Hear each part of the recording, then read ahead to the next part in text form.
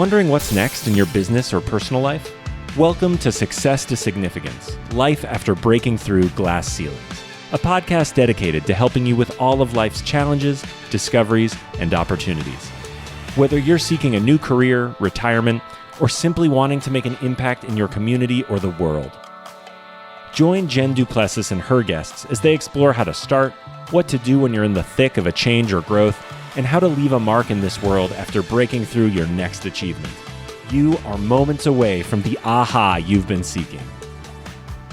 Hi, everyone, and welcome back to this episode. I am delighted today to have a great speaker with us who's going to help us about stress. That is the biggest thing that we're dealing with right now. And so let me take this opportunity to introduce our guest. Dr. Elizabeth Hughes is a Stanford-trained physician with more than 25 years of clinical experience. After treating thousands of patients with stress-related illness and having her own life nearly ruined by stress and chronic anxiety. Does this sound familiar, people? She realized that the conventional medical approach is completely inadequate to treat stress-related conditions, and so she vowed to do something much, much better.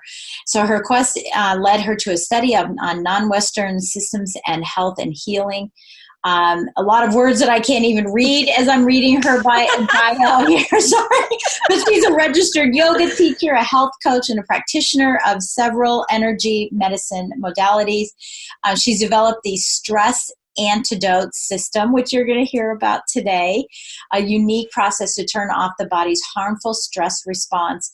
And she's helped clients all over the world overcome the root cause of their stress and reverse symptoms of stress-related illness. And I am absolutely delighted to have you here with us today. Oh, well, thank you. This is really exciting. Thanks, Jen. It's good to be here. Yeah, of course. No, I'm really excited about this. So I mean, what a great pedigree of, what you're doing and putting together. And what I want to talk about, I'm going to bring this up today because most of the people that are listening in are going through some type of transition, or they're in a business that is just high stress. And I myself have had an experience, not so much, well, we'll get into me in a minute, but my husband had, 3 heart attacks in a 2-month period 6 years ago. And we're coming up on the 7th year anniversary. And it was all induced by stress, every bit of it. And guess what?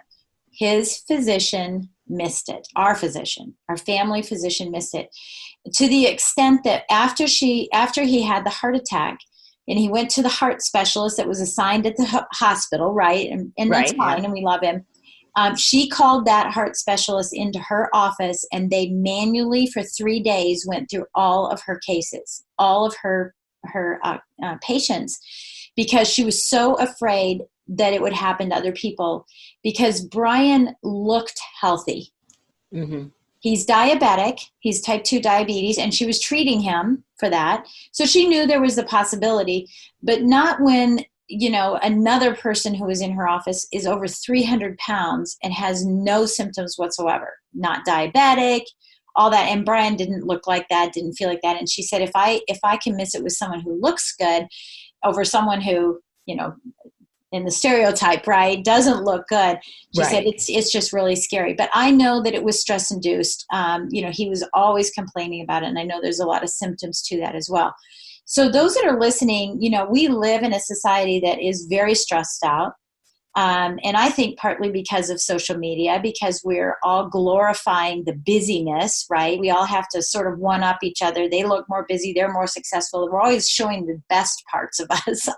Right. Yeah. We're all chasing that, and we're living our lives through the almighty dollar. And, of course, that's what my coaching is all about, is the lifestyle business mastery, is to calm that, that down and, get rid of all that angst that happens. And we're overwhelmed, and we're overstressed, and we're overworked, and we're working these horribly long hours, and we're, sacrificing everything to be like the Joneses, quite frankly. Right. And the Joneses aren't happy either. They aren't. Oh my gosh. And it's this false sense of security. Yeah. So now that I've got everybody stressed just listening and watching, which is what I wanted to do, because I actually have it in my chest right now. It's starting to feel a little heavy because I'm talking about things that I can't stand, right? Right. Let's talk about what are, some of the, how our health is affected by stress. Help us really understand. Yeah. How is it affected? I mean, because some people think I'm not stressed. Right. Right. And that's what most people think. Or, I'm stressed out, but it's not important. I can handle it. So to get to really, really basics, anytime that you feel stress, your body is releasing this very specific soup of hormones and neurotransmitters that at a very fundamental survival level, your body thinks that it can't handle it. It might not survive. And that soup of chemicals, neurotransmitters, hormones, actually signal the body to go into survival mode. And every cell in the body responds, every single solitary one. So your immune system, your heart, your intestines, your kidneys, your lungs, your brain in a big way, everything goes on basically panic alert. And you may have heard the idea of you can't do calculus while you're being chased by a tiger. Like your body can't do those complicated functions. Right. But our bodies have a complicated job to do. They're constantly repairing themselves. They're replacing our proteins. They're building new blood cells. They're making new antibodies. There's, the heart is pumping. That takes energy and it takes focus, which the body does effortlessly. You don't have to think about it, but the body's working 24/7 to keep you healthy. But the moment that stress response goes on, it's like everything comes to a stop. It's like the fire alarm goes and the body goes into some degree of shutdown or diversion or minimal sustainable biologic activity. Yeah, and that's exactly what I was thinking when you said that. It's like, calling all cells, we have a problem over here. Right. All go over here. Right, and everybody goes in. Maintain over there. Right. Everybody goes into the bomb shelter and huddles down and doesn't do anything else. And, that works if it's like there's a bomb or a hurricane that comes through. But our bodies are so incredibly resilient that we're able to do this for year after year after year and think it's normal. Yes. But it's not healthy. It's like death by 10,000 paper cuts. Each little one is going to peel off and get rid of your skin, and you'll get to that, 9,999th and you're okay. And then you got a heart attack. Right. Oh my God, that is so funny. I love that. I'm writing that down, death by paper cuts, because that's exactly what I talk about with a lot of people in my coaching is that it's these, and mine is stolen from Darren Hardy, who's a big mentor of mine, is, that we don't get bitten by elephants, we get bitten by mosquitoes. Yes. And it's those seemingly insignificant little things that actually can affect change for us, in a positive or negative way. Right. And so, one of the things for me to be completely vulnerable, is I just turned 56 and, as I'm getting older, it's just harder and harder to keep weight off. I've never had to lose a lot of weight. I've always been fairly thin, but it's harder for me to keep weight off. And it seems like things are shifting in my life. Right. And the biggest problem I have right now is in my tummy. My whole tummy area. Right. And of course and I'm stressed about it. I'm thinking about it all the time. Can I eat that? Should I eat that? I probably shouldn't eat that. A lifetime on the lips. A moment on the hips, a lifetime on the hips. I am consumed with what I'm consuming or not consuming. Okay. I'm literally over consumed right now, And it stresses me because I look in the mirror, I don't like this clothing, and then I won't look nice when I go here. And, I don't want my husband to touch me because he might feel my love handles now. And as long as I lay flat on the bed, I look thinner than if I'm standing. And I've never had a butt because I've always had no butt. And now I look like I'm standing backwards because my tummy is bigger than my butt. And, I'm really stressed over this. Yeah. I really am stressed over it. And, I'm going, I don't know what to do. I just don't know what to do. So I'm giving up, and it makes me more stressed. Right.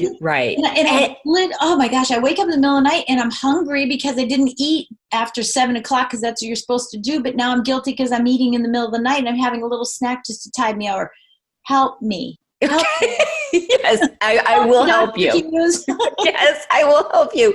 So the first thing to realize is I really totally believe that diets don't work, because the moment you decide you're going to restrict yourself, that survival-based mechanism that's inside you that can't see beyond this present moment thinks that starvation is what it's going to do.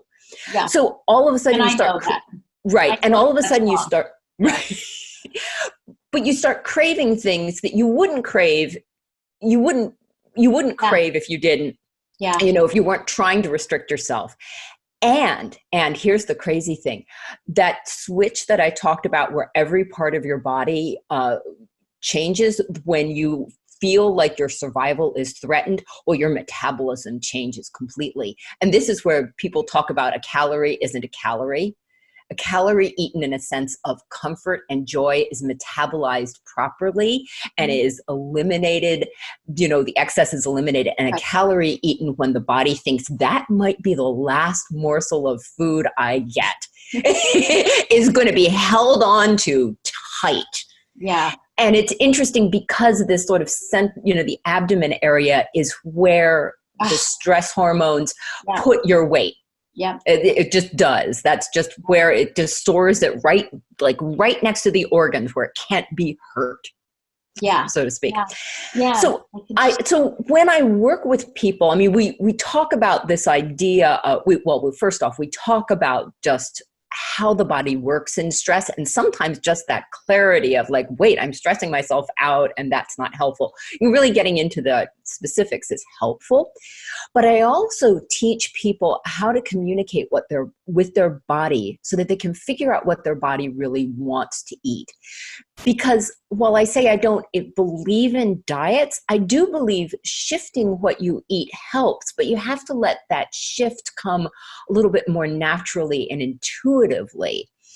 And this happened to me a number of years ago. I used to eat everything, and I did a fast I did a fast for a weekend, mainly as a challenge. A friend said, "Hey, I'm fasting. You want to do it?" And I'm like, "Okay, we'll do it." When I came out of that fast, I didn't want to eat meat anymore. Yeah, isn't that funny? I don't drink coffee coming out. Right, of I did the same thing. Coffee went. I did another fast, and coffee went. And I used to drink like 8 cups a day. Yeah. So it's a matter of finding the right diet for you and having it come to you in a more organic way. And then food becomes fun, and you don't feel hungry because there's no sense of I'm denying myself something. Right. You're just eating exactly what you want. Yeah, that's interesting. And I know we could dive more into that on the eating piece of it, but I was just saying in general, the stress that goes around it, right?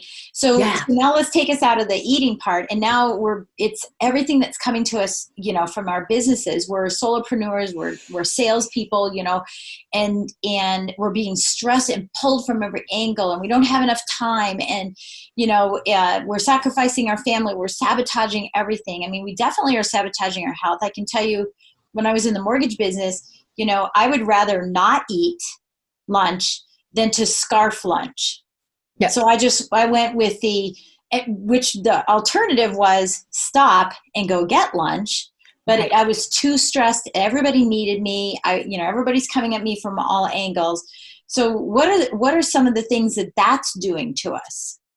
Well, it's the same. Not just the eating, but just the the stress. I mean, every way. I mean, because your survival mechanism is basically thinking, I can't survive this next moment. So the deadline seems as difficult, as dangerous as the mountain lion, really, or the car accident that you're about to avoid. It's always because your subconscious can't figure out what's really dangerous. So it assumes everything's maximally dangerous. Oh yeah, it maximizes everything, doesn't it? Exactly. About putting and those that are listening, like putting yourselves in your office, and when you're stressed like that, like just writing a note Like I've got a note here, right? And not because I'm stressed, but I'm just about ready to write a note, right? But have that note's like, oh, I can't do that note. I can't hold this paper clip. I can't. Right. I can't do anything. Well, and I even, so to get personal, my son, who's 14, lost a crucial piece of homework last night.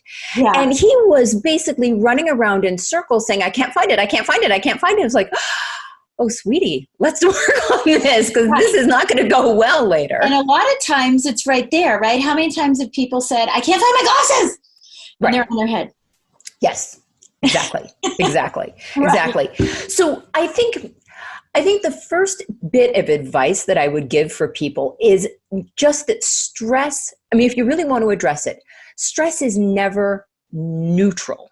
Like it's not something that your body just can weather forever. So you may not feel like it's directly hurting you, but it's not helping you. And so saying, this is something that I am making a commitment to change. And, when I was dealing with my own stress, my own adrenal fatigue, I had chronic pain, I had panic attacks, it was miserable. And when I realized that actually all of this stress around me was in my control, even though, I mean, we have the same problem. Doctors don't get to eat. Doctors, like I'm constantly on call. When do I sit and eat lunch? I don't go out. I started to realize it was all something that I actually could control, and that actually then I was so efficient. Yeah. I was so incredibly efficient and able to get so much stuff done when I learned how to just turn off that panic response. Yeah. And that is what everybody does, and everyone handles it a little differently. Some people shut down when they're stressed. Because, and if you're not, not watching the YouTube, but they're like, oh, and they just grab their head and they can't figure out what to do. So they just That's the down. Freeze, right. That's what the rabbits do so that they look like nothing. Right. So nothing happens. Right. Right. And, and then others, like my husband, he's Italian, he flies off the handle. Right. Right. It's a fly off the handle thing. So, I think everybody that's listening now is efficiently stressed. Intentionally. Right. That was what I wanted to do, is kind of get everyone in that framework so that you can give us 4 antidotes, right? Or the 4 steps to getting out of stress. Right. Well, the first thing I teach people, and it's really quick to do, and is really what it feels like not to feel stressed anymore. Because so many people have forgotten what it feels like. And so that's the first thing. And then you're like, oh, it's that simple. I can get there. What's it feel like not to feel like this? Yeah. And I think that is a challenge too, because when I think about, hyper stress, it's one thing to be like what you're saying, like this perceived neutral stress, right? But in hyper stress, it's almost impossible to get to a thinking point in your psyche, right? In your brain. Right. There's 3 points to your brain, right? And you can't even get up there.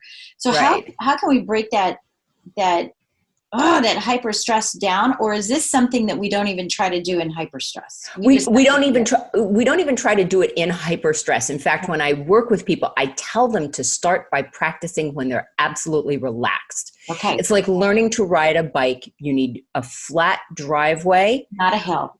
Not a hill, with your training wheels on, and then you can go out and do the mountain biking. Right. But you have to do it slowly. And this is where people run into problems. They oh right, I had this technique. Now that I'm in hyperstress, I should do it, and then they think it doesn't work because they haven't trained. Okay, so we're not in hyperstress. We're sort of in neutral stress. We're taking time, carving out time of our day to say, okay, we're going to attack stress from this day forward. Right. What is it that we do in this first step of recognizing when we're not, what it feels like to not be in stress? There's some questions we could be asking each other. Well, so what I do is I lead people through an exercise remembering situations, oftentimes from when they were children, of what it felt like to totally and completely trust someone else. And you can usually go back and think about a specific incident, and And for me, it was I used to be terribly afraid of thunderstorms. And I was at the beach in North Carolina, and a thunderstorm came, and my uncle just sat with me and explained as the storm passed over. And so it was that moment where I was freaking out, but I totally trusted him. Yeah. And so if you can learn to put yourself back there in a really vivid way, and it's not quite the same as a meditation, but it's sort of an active recollection, your body then, that turns it off. And there's a specific process that I lead people through to do that. Yeah. So that's a first thing, go back and find a place that you touch and you trust, and relive it. Yeah. And get that feeling state, not just, oh yeah, it was, the summer of blah, blah, blah, and we were at this house. No, just relive the experience. The feeling of just having that release, a time where you went, okay, so it's not so bad. Okay. Right. And then, so we did, and there's other exercises, and it builds on that, but that's your first step. So that's number one, is remember what that feels like to feel healthy again. And that's your stress response turning off. The next thing I work on with people is some of the subconscious beliefs that may be that driver of what we think of as neutral stress. Okay. And we really look at that with hard, cold logic, like, oh my gosh, if I don't get that deadline met, there's going to be, something terrible. Well, is that really true? And we work on that so that people can look at these beliefs that flit into their head and say, wait, no, I've already dealt with that I've got other information about that. Yeah, so it's kind of interesting. I want to stop here on this because I know, specifically in, the business that I was in for so long, mortgage lending, that was a repeated offense. Yeah. It's a repeated offense. And I think, so there's two sides to this. And I want to kind of explore this a little bit. Please. So, you do everything in your power, and you and I were talking offline about this. I'm working on, a new a core. I wouldn't call it a course, but just a new keynote speech and not a signature speech, but a presentation about how, my belief system is that a life of values adds value everywhere in your life. And I believe that we are killing ourselves in our businesses, right? I mean, literally killing ourselves. Right. And I did some market research on it, or not some market, but some research on it, and found that heart attack number 5 is financial services, right? Yeah. I mean, for heart attacks. No, that was suicide. Suicide. Yeah. For suicide, right. That the fifth top, the number 5 profession where suicides are highlighted is in financial services. Okay. Right. And that 3 out of 10 of the reasons people have heart attacks are in financial services, that being long hours, not having control of outcome, which is what I'm talking about here. Yeah. And being sedentary, sitting at a desk, right? Which you have to sit at a desk when you're trying to solve a problem to get someone a loan. You can't be out gallivanting. You've got to be at the computer and working through numbers and things like that. Right. So it's just like set up for failure. Right? Yeah. Well, failure. I mean, it's just kind of set up that way, being, the fifth top suicide business and 3 out of 10 of the reasons you have a heart attack. But when I look at one of those 3 reasons is the lack of control. You can do whatever, because it's a repeatable offense. Loan officers and realtors, for example, close, anywhere from 3 deals a month to, 25 deals a month. So it's a constant problem. And the action is you do whatever you can, and you're stressed about it, by the way. You do whatever you can to ensure that it won't escalate to more stress. Right. Right. And it's a vicious circle. And you're stressed because you're like, did I do everything? And then when it pops up and it's a problem, you're like, I didn't do everything. And you lose sleep over it time and time again. And you're stressed all day long. I don't know how you get out of that, the subconscious, like you were just saying, the subconscious, driver of beliefs about stress, and that I've already dealt with this before. But how do you, and knowing that I'm going to deal with it again, no matter what I do, this is going to happen again. how do we get, I don't really understand how we can deal with that when knowing there is stress coming, no matter what I do, it's going to be here again. I need to learn how to deal with it better. Yeah, totally get it. Because everything you just said applies to me too. Okay, good. Just absolutely everything. You can do everything right and things can still go wrong. Yeah. Here's what I've discovered is that when you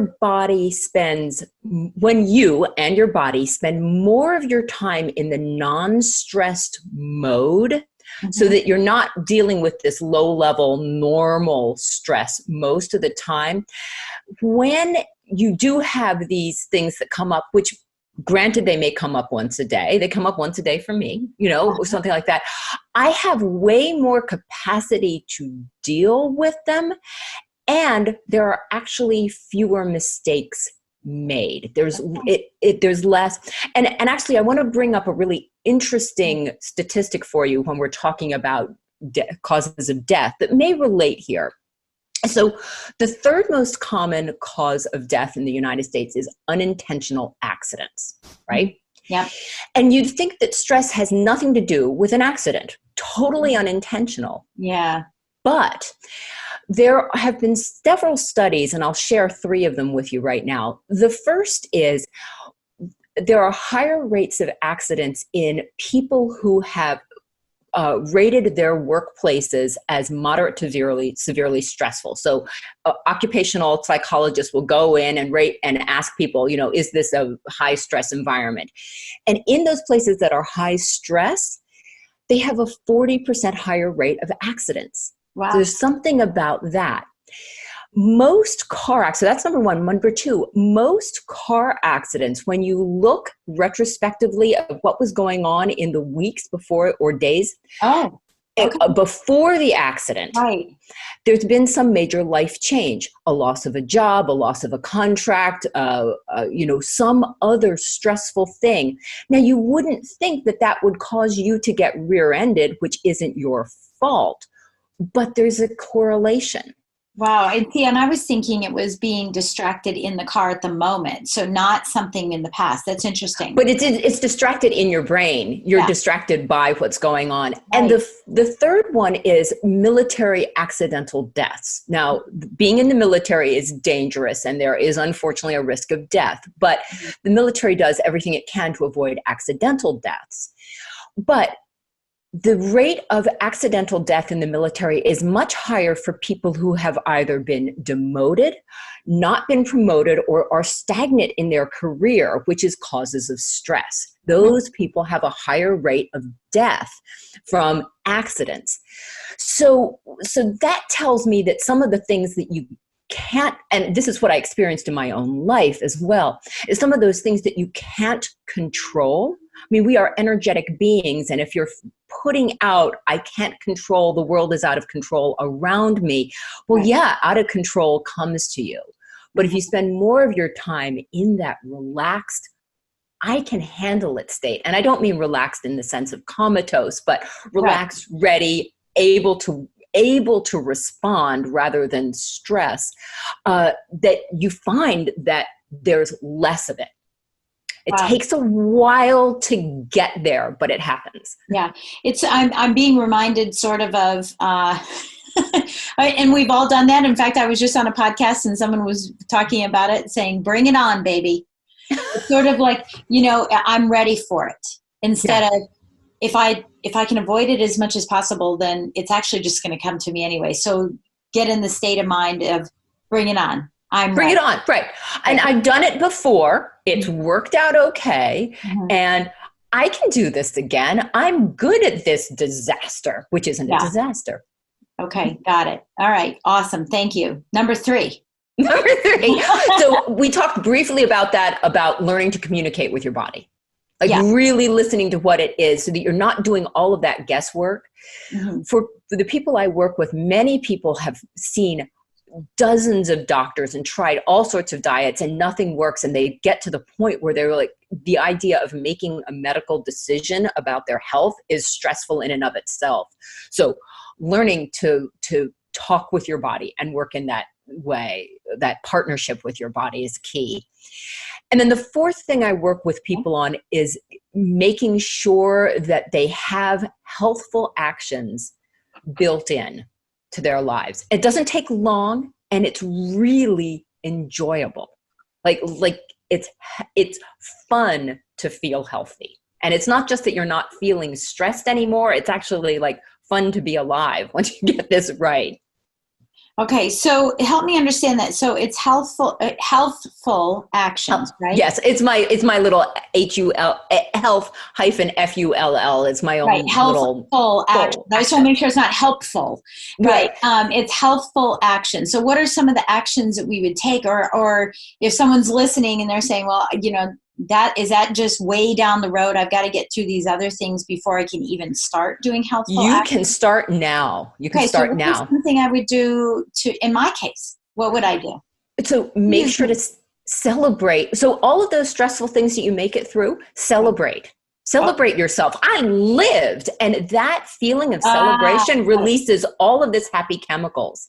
And people are really reluctant to celebrate what they do. Yeah. We all downplay. We all think we're not doing well, but you need that celebration. Right. It's like those daily gratitudes, just having those daily gratitudes can put you in a different mindset. I mean, for me, it's dancing, right? So if something went really well, I'm like, I need some music to celebrate this. Right.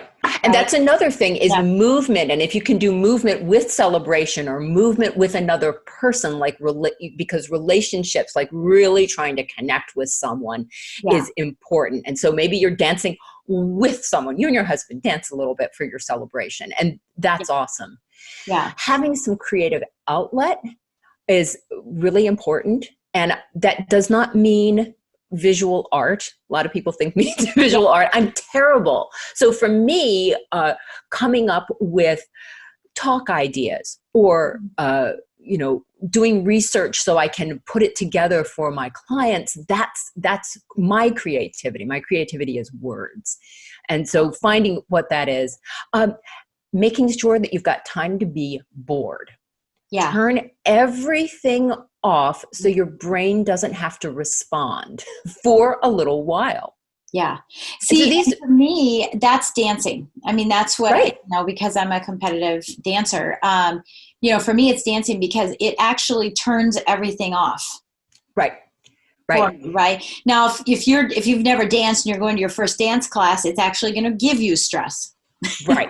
But there's something else that you might do because maybe you are a fantastic paper artist and folding origami is your thing where it would drive me insane.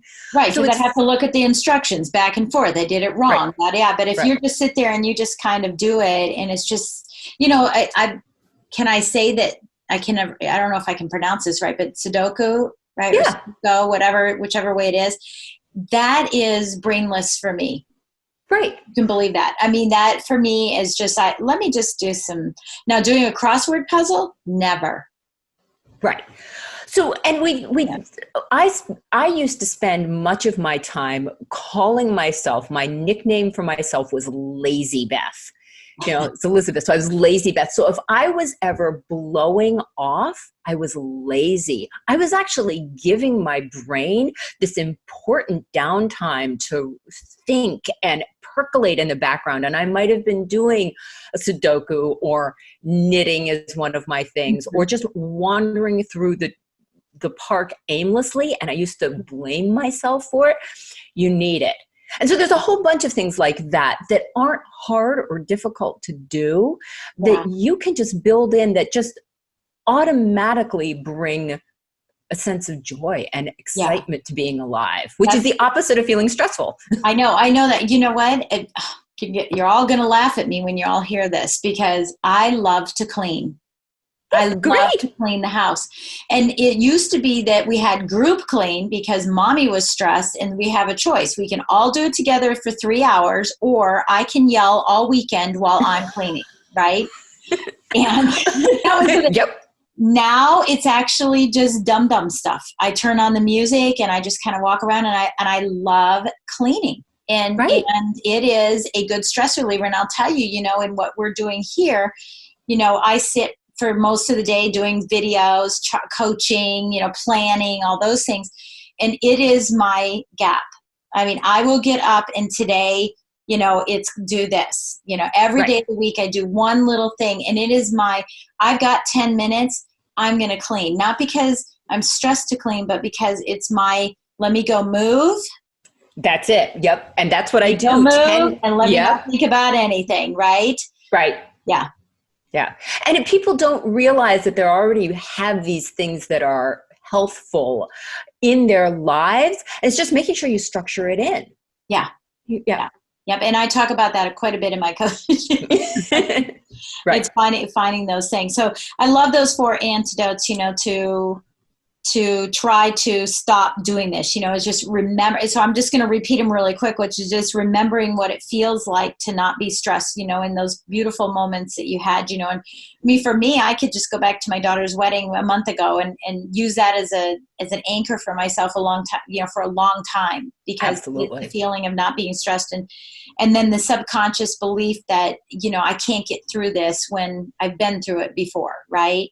Mm-hmm. And then communicating with my body and just honing in on making sure that I'm recognizing that my visual is I am not going to send all the cells to one area.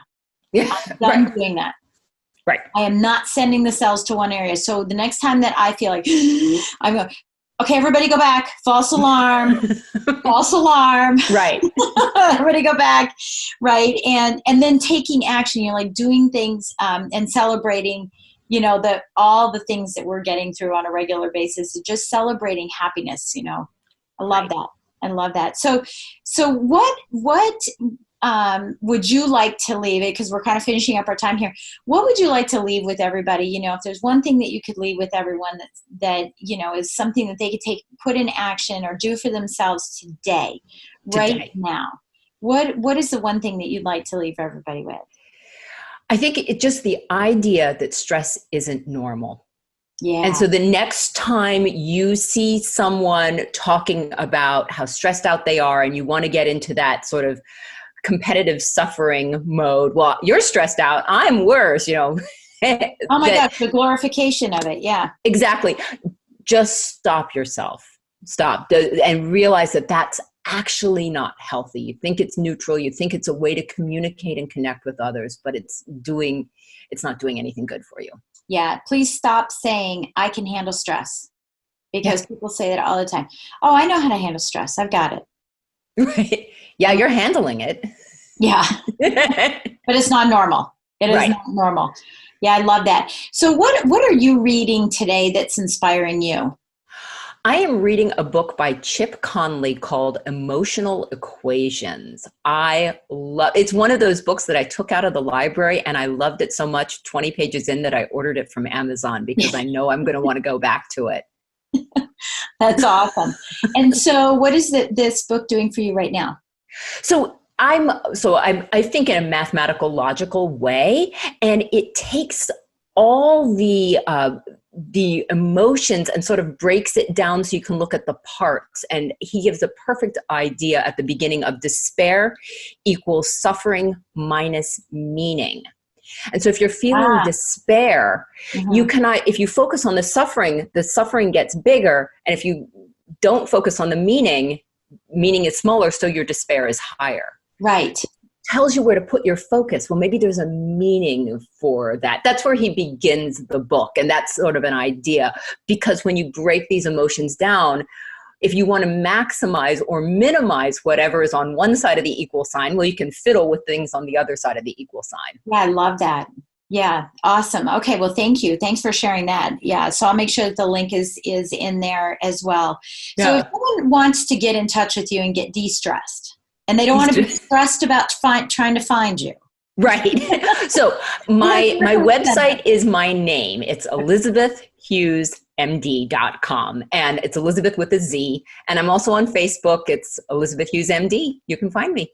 Okay, awesome. And that is where you'll want to reach out and send her an instant message or something, letting her know that you've heard her on this podcast and that you want to get some more questions answered. And are you speaking? Are you speaking at conferences and things like that, that if someone's listening and they want to de-stress their entire organization, they could call you? Yeah, I do speak to organizations. I don't, and so absolutely, I've spoken with both with medical organizations, which often bring me in, but also with volunteer organizations, patient support, corporations. Yes, absolutely. Okay, awesome. So if you've heard Dr. Hughes today, and you want to bring her in, to decompress everybody, get in touch with her as well as it at elizabethhughesmd.com.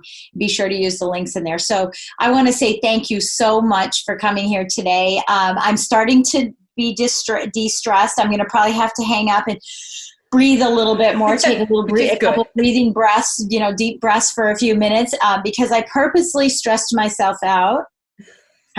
Sharing this with everyone so that everyone can realize how this is affecting their health, and how, if they want to have a long, healthy life, they're going to have to change things. So Thank you so much for the opportunity to chat with you today. It's been totally wonderful. Thank you. You're welcome. We'll catch you next time. Have a great day.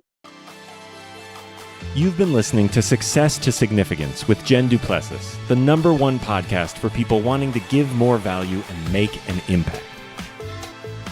Loved this episode? Be sure to subscribe right now at www.jenduplessis.com/S2S for more stories, strategies, and thoughts to help you gain significance and success. And if you like what we're doing, don't forget to give us a rating and review so we can continue to bring you the best content possible. Join us next week for another breakthrough episode. Thank you for listening.